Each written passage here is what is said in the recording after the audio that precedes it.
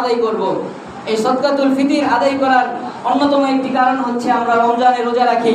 এই রোজার মধ্যে আমাদের অনেকে ভুল ত্রুটি হয়। রোজা রেখে আমরা অনেকেই অনেক ধরনের গুনাহে লিপ্ত হয়ে যাই।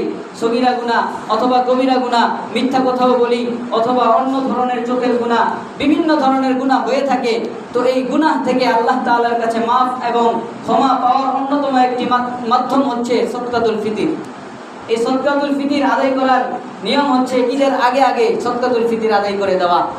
বর্তমান হারে এই সদকাতুল ফিতির সর্বনিম্ন যেই হার সংখ্যা 110 টাকা, ইসলামী ফাউন্ডেশন কর্তৃক যেই পরামর্শ অনুযায়ী সিদ্ধান্ত হয়েছে, বর্তমান হারে 110 টাকা করে আমরা সবাই পারি পরিবারের সকল সদস্যদের পক্ষ থেকে, পরিবারে 5 জন সদস্য, এই 5 জন সদস্যর মধ্যে থেকে আমরা সবার পক্ষ থেকে আদায় করে দিতে পারি 550 টাকা মাত্র।